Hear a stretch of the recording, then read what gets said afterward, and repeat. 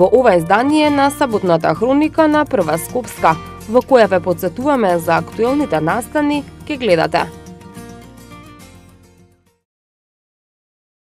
Град Скопје ке ги враќа имињата на улиците и другите топоними во градот. Одбележани 42 години од формирањето на општина Газибаба. Поставување нова фекална канализација во Петровец. Поскапува паркирањето во Дебармаало, Буњаковец и Капиштец.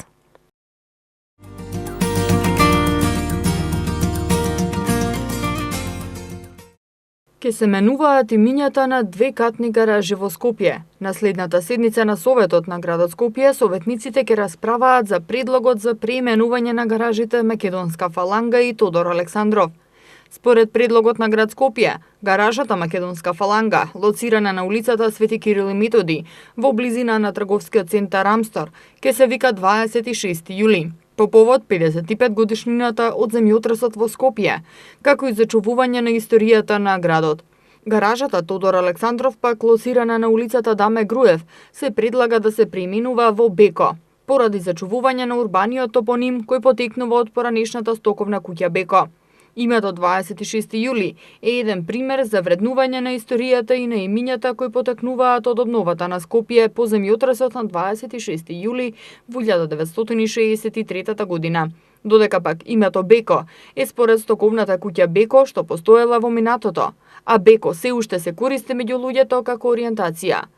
Од градоначалникот на град Скопје Петре Шилегов на почетокот на својот мандат враќање на старото име беше најавено и за универзалната сала, која од претходната локална власт беше преименувана во Конгресен центар Александар Македонски. Што се однесува за промена и враќање на старите имиња на улиците и објектите низ градот, прашавме во град Скопје какви им се плановите и дали ќе продолжат со преименување. Оттаму ни одговорија дека работат на постапката за враќање на имињата на улиците и другите топоними во Скопје. Сепак станува збор за бавен административен процес, каде нема простор за брзење и импровизации. По завршување на сите законски и техничко-административни постапки, финалната одлука ја носи Советот на град Скопје.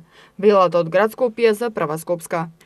Инаку промената на дел од имињата на улиците во главниот град започна во 2013 година. Дел од улиците кои добија нови називи беа улицата Маршал Тито се преименува во улицата Македонија, улицата Мито Хаџивесилев Јасмин сега се вика Свети Кирил и Методи, Водњанска во Мајка Тереза, улицата Стив Наумов и војвода Васил Аджиларски во Филип II Македонски, а улицата Салвадор Алјенде на Водно во Тодор Александров, Бихаќка во Павел Шатев, Ленинова во Дебармало беше преименувана во Аминта III, но жителите се уште викаат Ленинова.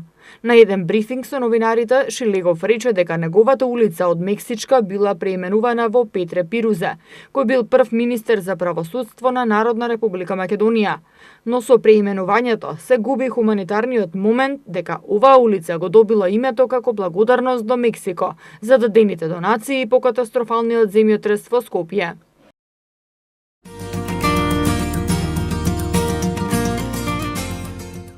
Граѓанските организации да бидат во служба на локалната демократија, споделувањето добри практики од Македонија, Балканскиот регион и земјите од Европската Унија за соработка меѓу граѓанските здруженија и локалните власти и улогата на ваквата соработка во процесот на европската интеграција и во фокусот на дводневната меѓународна конференција Европска интеграција низ перспективата на соработка меѓу граѓанските здруженија и локалните власти.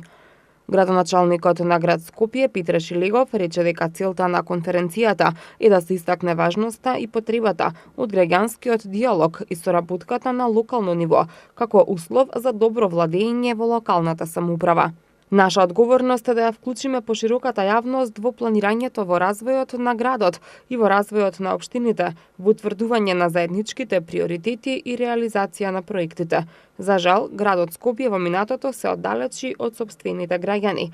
Токму заради тоа, пораките што ги праќам како градоначалник и действијата што ги преземаме како градска администрација, се со цел градот да го направиме подостапен за граѓаните, односно граѓаните да бидат дел од носењето на одлуките што ги засегаат непосредно во нивното секојдневие, рече Шилегов. Шиликов исто така посочи дека евроатлантските интеграции многу директно и многу експлицитно ќе влијаат врз квалитетот на живење и развојот на градот.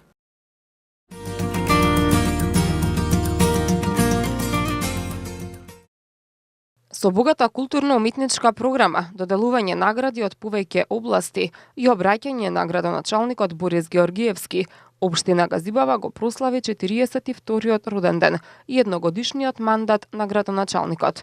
За просперитет на оваа скопска општина, како што рече Георгиевски, се заслужни како тој, така и сите негови претходници. Големи инфраструктурни зафати се правеле во минатото, а ќе продолжат и во иднина, со единствена цел – овозможување на граѓаните достојни услови за нормално функционирање. 42 години Газибава се калеше, трпеше трансформации, растеше и се урбанизираше, за да биде во чекор со времето и во служба на граѓаните. Секој мој претходник оставил свој белег колку што можел и умел, со цел граѓаните да добијат убаво место за живење. Во изминативе 365 дена дадов се од себе и максимално се вложив за да се реализираат ветените проекти. Во изминатата година свој белег го оставив со реализација на голем број на проекти кои се од суштинско значење за граѓаните и адаптирани на нивните барања. Работевме во сите населени места подеднакво, од областта на инфраструктурата, образованието, културата, спортот, во кои беа застапени потребите на сите етнички припадности кои живеат на територија на општина Газибава. За голем број од нив добив едногласна согласност од советниците, но имаше и денови кои нашите размислувања беа диаметрално спротивни, а седниците траја со часови. И во тие моменти кај сите нас превладуваше разумот и сите заедно координирани ги носевме одлуките. За поголем поттик и мотивација, како и со цел изразување на благодарност за успешното досегашно творештво и делување на територијата на Газибаба, општината им додели награди на повеќе успешни поединци од оваа скопска општина. Младата Викторија Тодоровска и Роберт Ангеловски се едни од нив. Викторија беше учесник на зимските олимписки игри во Пјонгчанг, Јужна Кореја, и со тоа представува гордост за општината, која секогаш и помага и финансиски ја поддржува. Додека пак Роберт веќе 4 години успешно ги воведува децата од Газибава во светот на фолклорот преку ансамблот Седенка. Ова награда има посебно значење за мене и посебно за тоа им благодарам на општина Газибава и на градоначалникот Борче Георгиевски и за многу за поддршката што ме поддржува во спортот и кога бев на Олимпијада. Може ли ни кажете какви све успеси имате постигнато и со што ја заслужувате оваа награда? Ја имам постигнато Б нормата за да отидам на Олимпијадата во Јужна Кореја, во Пјонгчанг. Колку време се занимаваш со овој? 5 години.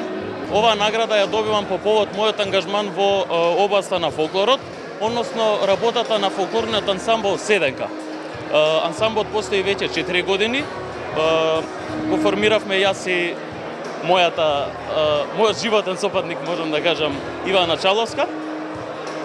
Ансамблот функционира 4 години и делува во реонот на селата Булачани, Раштак и Цришево. Броиме околу 100 дечиња и во него учествуваат игрорна, пејачка и оркестарска секција. Родендинската манифестација ја збогатија и настапите на Синтезис, квартетот на виолинистката Пламенка Трајковска, но најголема реакција кај присутните предизвика настапот на Татјана, Андреј, Наталија и Никола од танцувиот клуб Ритам Плюс.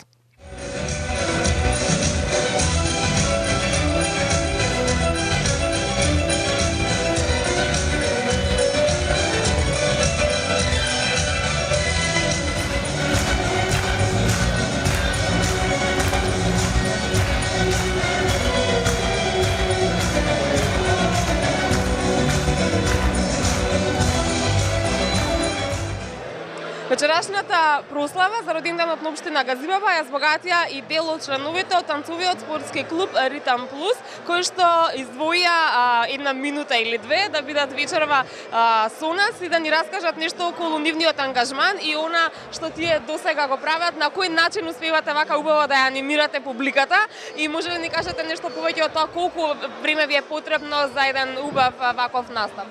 Па секако да, ние секојдневно вежбаме, имаме тренинзи постојано, се спремаме како за надпревари, така и за настапи.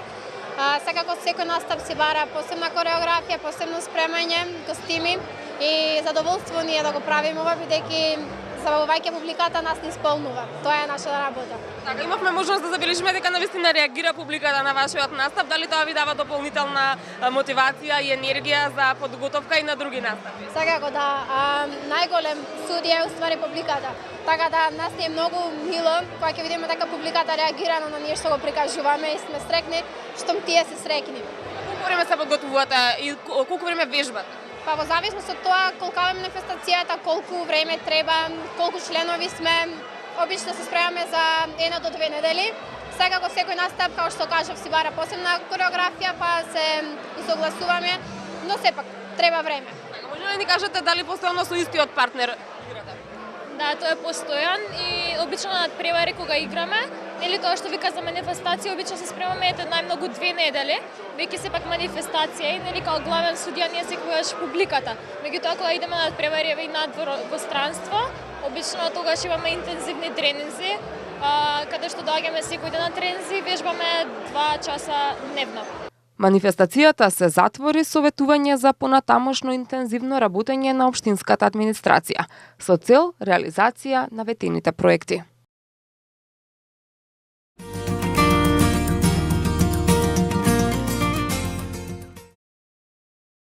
Во рамки на одбележувањето на 42 годишнината од формирањето на општина Газибаба, општината посебен акцент стави на најуспешните ученици, спортисти и уметници од основните училишта во Газибаба.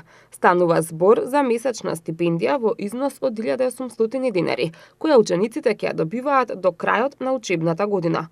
Како што посочи градоначалникот на општина Газибаба, ова се прави со цел да се мотивираат учениците што повеќе успеси да постигнуваат, со што би биле горди представници на општината која ја представуваат.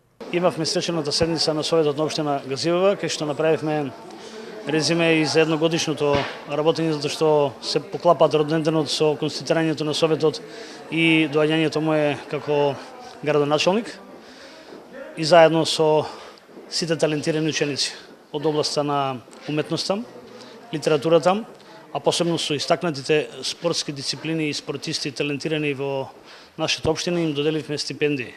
Тоа ќе го правиме и понатаму со цел да ги мотивираме младите кои што се иднина на општина Газибаба, да им возможиме подобри услови во основните училишта, како и секој да бидат на зелените површини, спортските терени. Покрај стипендиите за учениците, општината најавува реализација на голем број проекти од областа на образованието, гасификацијата и справувањето со загадувањето, проблем кој е посебно актуелен откако започна грејната сезона. Општина Газибаба и понатаму ќе чекори во делот на развојот и инфраструктурните проблеми кои што имаат граѓаните. Само добри реализирани проекти во делот на инфраструктурата, образованието, социјалата ќе бидат наш предизвик да ги реализираме, се со цел да ги подобриме условите на граѓаните без разлика дали живеат во руралните 10 населени места или 16 во надвор од градското јадро. Посебен предизвик во наредните години ќе бидат горливите проблеми во делот на загадување на човековата околина, кој што е наш предизвик, гасификација на општината, како инсталирање на ГИС системот кој што ќе треба да подразбира алатка информатичка за она што се надземни и подземни инфраструктурни идни сегашни проекти и легализации на граѓаните. Газибаба чекори на отворена, услужна општина подеднакво за сите граѓани. Учениците кои добија стипендии од општината ветија дека и понатаму ќе продолжат успешно да ги извршуваат спортските, односно литературни и наставни програми.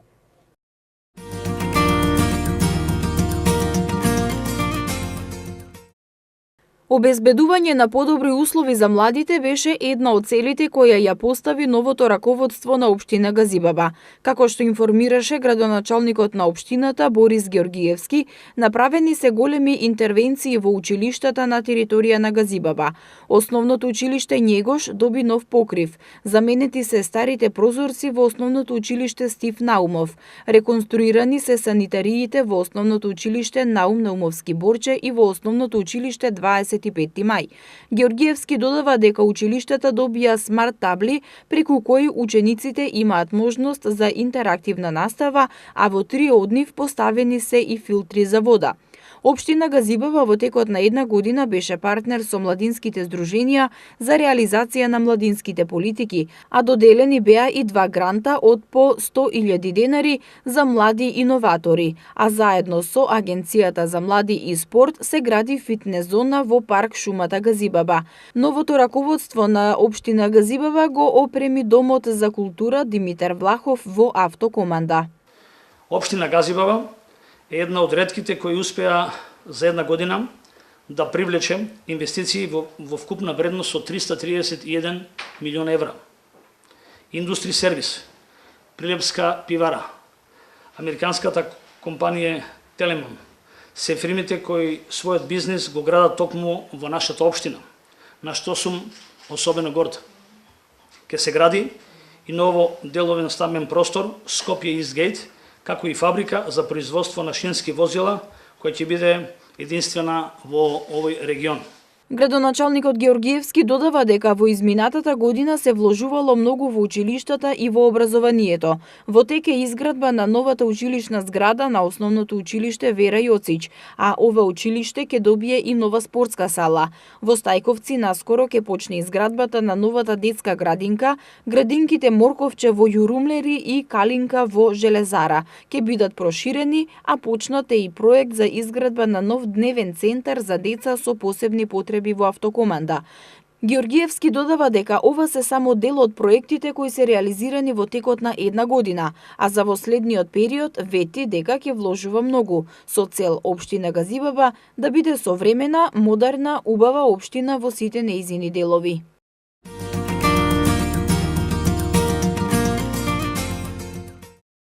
Во општина Бутел се одржа завршен настан за проектот Градиме мостови, а не ѕидови, помеѓу основното училиште Лиман Каба од Љуботен и Аврам Писевски од Бардовци. Во рамките на проектот, учениците помеѓу двете збратимени училишта неколку месеци учествуваа во работилници, правеа разни изработки, цртаа слики и се дружеа.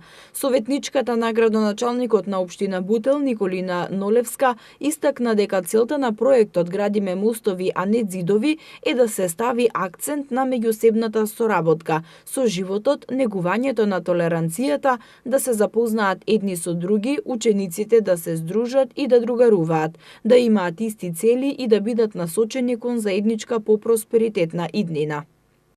Општина Бутел е една мултиетничка општина и секогаш е отворена за ваква соработка, за вакви проекти. Учениците побараа поддршка од локалната власт, како и директорката на училиштето и градоначалникот на општина Бутел Велимир Смилевски, како и оделението за јавни дејности им излезе во пресрез од тоа што им овозможи во оваа сала денес да ја одржа својата манифестација, круна на нивната неколкумесечна досегашна работа. Директорките на двете училишта истакнаа дека проектот го осмислиле двете училишта заедно, преку кој учениците генерацијски се дружеа, а наставниците споделувале искуства.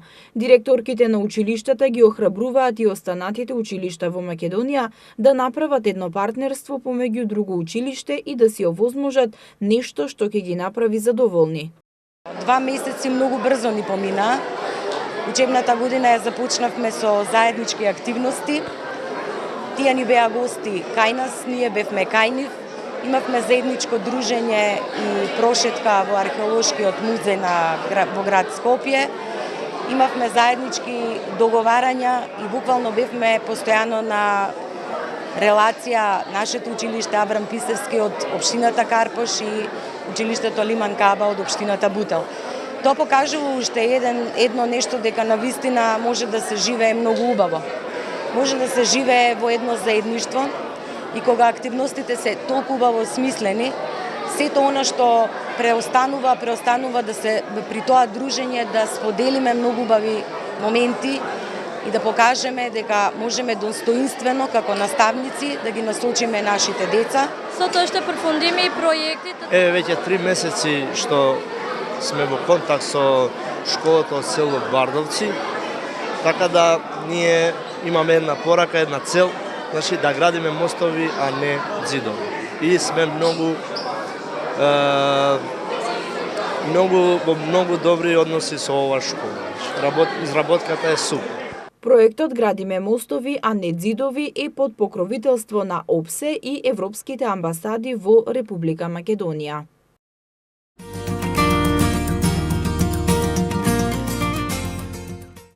Во периодот од 2013 до 2015 година во урбаната заедница Даме Груев, долж улицата Шарпланинска на потокот од улицата Тиранска до улицата Николај Островски, изведена е водоводна мрежа во должина од 460 метри и истата е започната, но недовршена. Граѓаните со години се соочуваа со неквалитетна вода, која ги опфаќа жителите на потокот на овие 3 улици. Градоначалникот на општина Ѓорче Петров Александар Наумовски информираше дека овој проблем е решен и од сега па натаму жителите ќе имаат почиста и поквалитетна вода благодарение на изведеното кружно движење на истата. Во насока на обезбедување на чиста и здрава вода за пиење, општина Ѓорче Петров очекува дека до крајот на годинава ќе биде решен и проблемот во водоснабдителната мрежа во Никиштане. За реализација на проектот изградба на примарна и секундарна водоснабдителна мрежа во населеното место Никиштане, министерот за животна средина и просторно планирање во рамки на програмата за управување со води за 2018 година на општина Ѓорче Петров и одобри 5 милиони денари. Со ова се очекува речиси секое домакинство во селото, кое сега има недостиг, да добие питка вода, технички исправна и бактериолошки чиста.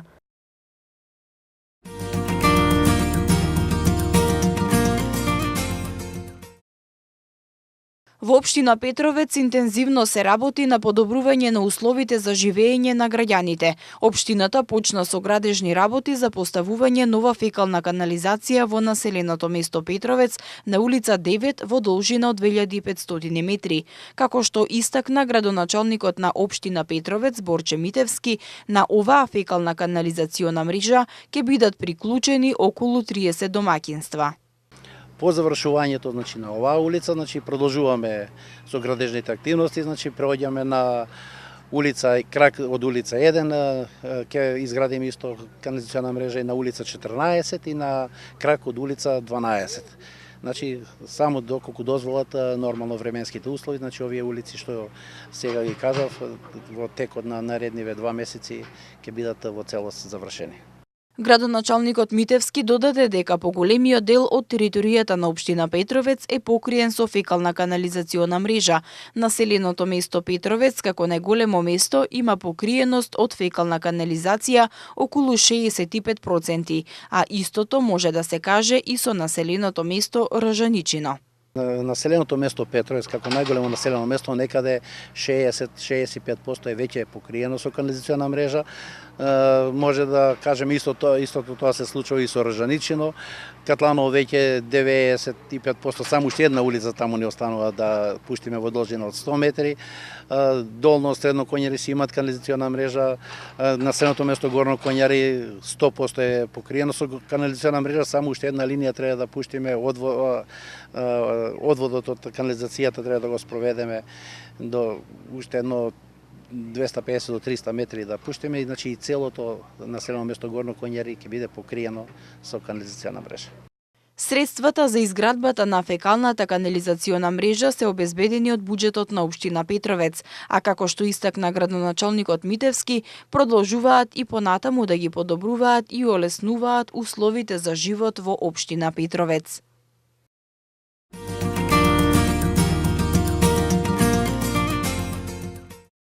Општина Киселавода на средба која закажана за вчетврток ги повикува сите невладени здруженија, граѓански организации и здруженија, културно-уметнички друштва, а целта е да се слушнат барањата и потребите на овие субјекти, за истите да може да бидат испланирани и вклучени во буџетот за 2019 година, кој во моментов е во подготовка. Општината упатува повеќе до сите спортски субјекти лоцирани на оваа територија, клубови, здруженија, организации, да ги презентираат своите потреби и барања пред градоначалникот Филип Темелковски, бидејќи како што е планирано, во буџетот ќе бидат издвоени средства за унапредување и развивање на спортот, како еден од приоритетите на оваа локална самоуправа. Од општината информираа дека веќе е завршен циклусот посети на сите местни урбани заедници на градоначалникот Темелковски и неговиот тим, на кој граѓаните имаа можност директно да ги истакнат своите желби, барања и проблеми, што се под ингеренции на локалната самоуправа, а со цел навремено да се интервенира за нивно решавање. Идеите, предлозите и реалните барања презентирани на средбите, како што наведуваат од општина Киселавода, се ставени на листата со приоритети на општината и ќе бидат темел при формирањето на буџетот за следната година.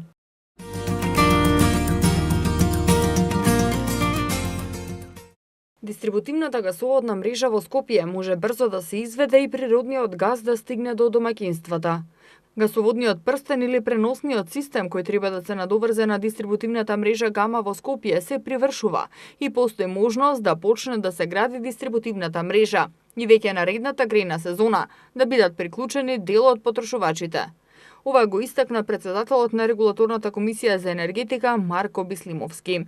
Тој посочи дека град Скопје формираше предпријатие кое, меѓу другото, ќе се занимава и со гасификација на градот, што подразбира изградба на дистрибутивна мрежа што треба да дојде до крајните потрошувачи, односно домаќинствата кои треба да ги искористат бенефитите, не само за грејење, туку и за другите апарати како бојлери и шпорети. При тоа порачува дека треба да се обрне внимание на трошоците за приклучок кон оваа дистрибутивна мрежа, односно предлагаат тие да бидат што е можно пониски во однос на реалната цена за приклучокот, а разликата да ја плаќа соодветната општина или градот Скопје.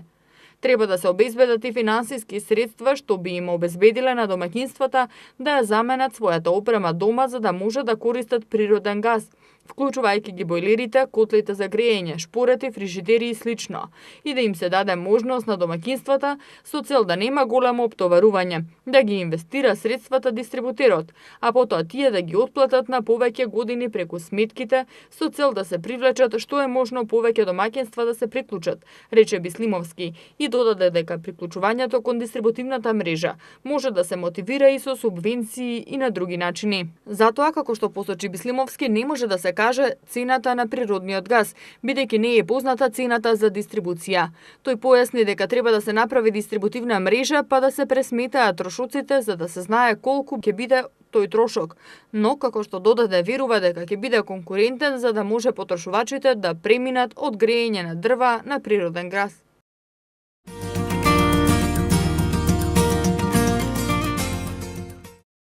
Во Скопје од вкупниот број домаќинства на дрва се греат околу 45%, што е 1/3 од уделот во вкупното загадување на воздухот во градот.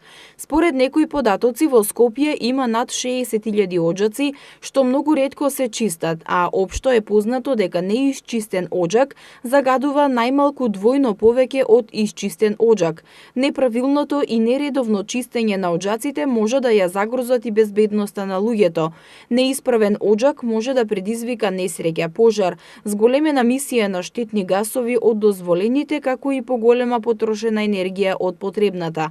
Со цел превентивно делување и спречување на потенцијални пожари и загадување на воздухот, надлежните апелираат до граѓаните за редовно одржување на оџаците. Во текот на грејната сезона се препорачува еднаш месечно да се чисти оџакот. Екипата на Прва Скопска излезе на терен да ги праша граѓаните дали редовно ги одржуваат оџаците на куќите. Тие сметаат дека чистењето на оџаците е задолжително за сите, без разлика дали се работи за стамбен објект или куќа. Дали редовно го одржувате и чистите оџакот? Да. Тоа е може на 2 недели и за мене подобро, за да не чади, а и за околината. А дали си викате служба или сами си го чистите? Не, самиот. Имам скала, се качувам сам, си го одржавам, тоа така да. Градот Скопје дава субвенции на граѓаните за чистење на оџаците. Дали би користеле такво нешто? Па зошто да не, ако се дава такви можности, зошто да не земам ако веќе државата дотира на тоа? Пред една недела, само е скапо доста. А град Скопје дава субвенции за чистење на оџаците. Дали би користеле такво нешто? Дали би користел? Па нормално би користел. Наводно со она потврда треба да идам во град Скопје да поднесам барање 1000 помалку и така. Добро, си викате служба за чистење или сами? Да, не служба. Па редовно, не така редовно да ви кажам, не од друго, староста веќе си навалува. Оваа година го чистив темелно и треба да се чистат, опасноста е голема од пожари, а стари се оџаци, дотрајани се, така да треба одржавање. Гледам, скоро имаше една екипа овдека дојде на оџачари, ама и висока е цената, па се мислиш дали да дадеш 1000 денари, или сам да се качиш да си го чистиш, а треба да се чисти. Вие сами го чистевте или викнавте служба? Зетот се качи горе на кровот и чисти тоа убаво, фино, така да сега и на парно сме, мислам, ете имам парно вградено, убаво ми е. А град Скопје дава и субвенции за граѓани еве за чистење на оџаците. Дали сте знаеле за тоа и дали би користеле таква субвенција? Вчера слушнав дека има таква опција. Разговарав со еден пријател во Петровец, па рече зашто за кај нас нема. Викам затоа што сте друга општина, ние сме под градот, викам, така да до дрма негде мислам дека даваат тие субвенции, убава работа, мислам, чисто заштита на населението од пожари тие работи. Кажете ни, дали редовно го одржувате оџакот на куќата? До сега е добро, супер. Без плашење. Супер е, работата иде добро, нема проблем никако. Не, све само куќниот совет и населбата, све што можеме урадуваме, сами работиме. Помој до сега не сме барале, па потаму ќе видиме како ќе течат работите, ќе побараме. Во Скопје оџачарската професија изумира. Тоа значи дека и луѓето кои ја работат оваа работа се во многу мал број. За оживување на професијата и зголемување на бројот на оџачари, градот Скопје во изминатиот период организираше обуки за оџачари. Тоа е дел од чекорите што ги презема град Скопје за решавање на проблемот со аерозагадувањето во зимските месеци. Како дел од мерките за борба против загадувањето, во тек е пријавувањето за субвенции за чистење оџаци и како што информираат од град Скопје, ќе трае до 22 ноември 2018 година. Со овој повик, градот Скопје ќе им надомести дел од трошоците на домаќинствата и на други субјекти за чистење на оџаците во износ од 1000 денари, а на јавниот повик може да учествуваат физички и правни лица чие живеалиште, односно седиште е на подрачјето на град Скопје. На овој повик на град Скопје досега се пријавиле 137 граѓани, а субвенциите ќе ги доделуваат по принципот прв дојден, прв услужен.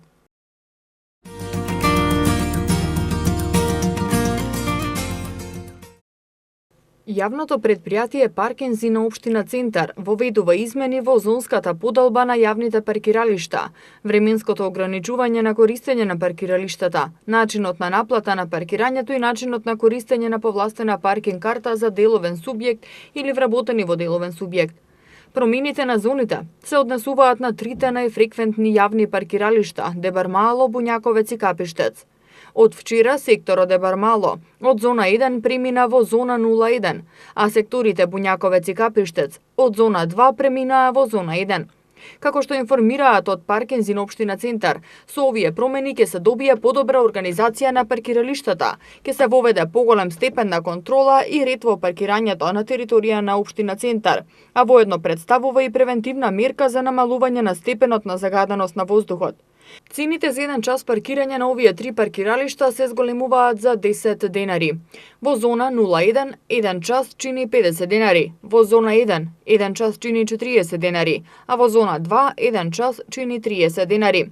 Во делот казнување, односно наплата на непратена порака за паркинг, јавното предпријатие Паркинзи на општина Центар издава дневна паркинг карта која е во важност од моментот на незиното издавање до истото време на редниот ден и важи за паркинг зоната во која е издадена. Дневната паркинг карта во зоната 01 изнесува 1200 денари, во зоната 1 960 денари и во зона 2 720 денари. Доколку издадената дневна паркинг карта финансиски се раздолжи во рок од 24 часа од моментот на незиното издавање, се смета како дневна припейд карта и истата за зона 1 изнесува 600 денари, а за зоните 1 и 2 400 денари.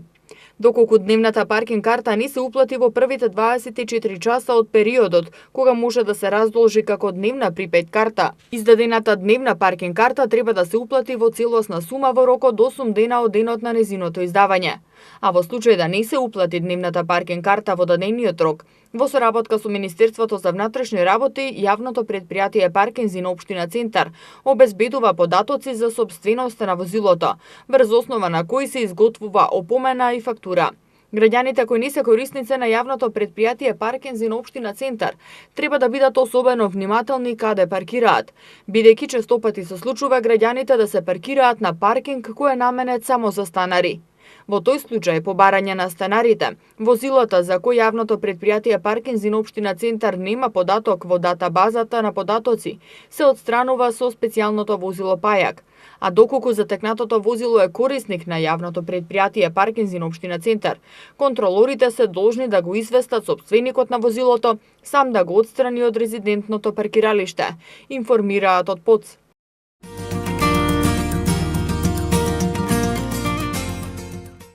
Денеска почнува вакцинацијата против сезонски грип во сите центри за јавно здравје во земјава.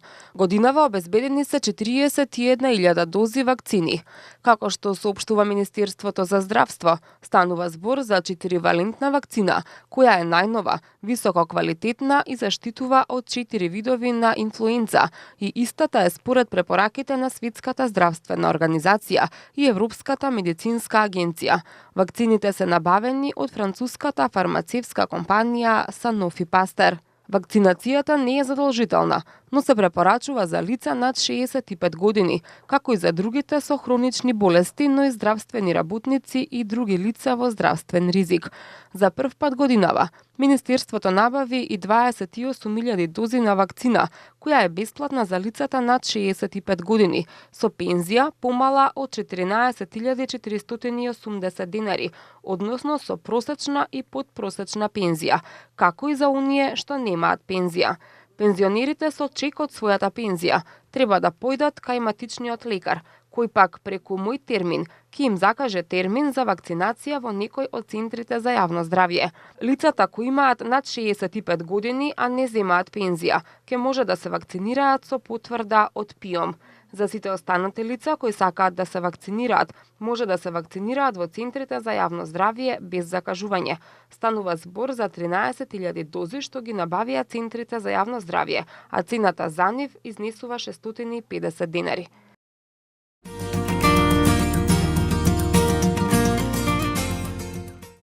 Осум од 10 родители во Македонија применуваат насилни методи за да ги дисциплинираат своите деца, без разлика дали станува збор за физичко или психолошко насилство. Тоа може да има големо негативно влијание врз нивниот психички, физички, социјален, емотивен и когнитивен развој. Затоа во Македонија почнува кампања И родителството се учи, која има за цел заедно со другите мерки што ги презема државата да ги промени ваквите состојби, да укаже на последиците од насилното однесување кон децата, има и друг начин на родителско однесување, но и да им понуди поддршка на родителите за одговорно родителство. Министерката за труд и социјална политика Мила Царовска смета дека преку градинките може да се даде дополнителен квалитет во воспитувањето на децата, но и насочување и едукација на родителите. Македонија има 15 советувалишта во градинките што прават напори за давање поддршка во учење на одговорното родителство, но тоа треба да се работи поинтензивно и со други активни мерки. Министерот за здравство Венко Филипче рече дека во првите години од животот човечкиот мозок се развива со најголема брзина и од тогаш секое поединечно искуство влијае врз развојот и го обликува начинот на кој детето размислува, се однесува, чувствува и учи во текот на животот.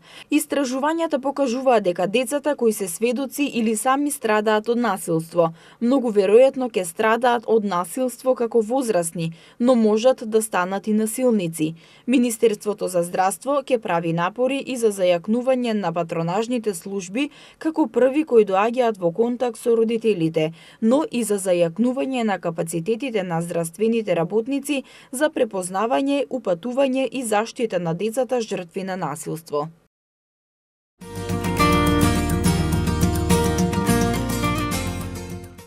Седум основни училишта во Скопје од денеска ќе започнат со реализација на проектот со обраќајни училишни единици во организација на СВР Скопје, Одделението за превенција во соработка со Општина Центар и Републичкиот совет за безбедност на сообраќајот на патиштата. Како што појаснија организаторите, овој проект е во функција на зголемување на безбедноста во сообраќајот. Сообраќајните училишни единици ќе функционираат во рамки на општината и ќе ги предупредуваат сите несовесни учесници во сообраќајот, кои нема да ги почитуваат сообраќајните правила, со цел зголемување на безбедноста на учениците при нивното доаѓање и заминување на училиште. Тоа беше се за овонеделниот преглед на вестите.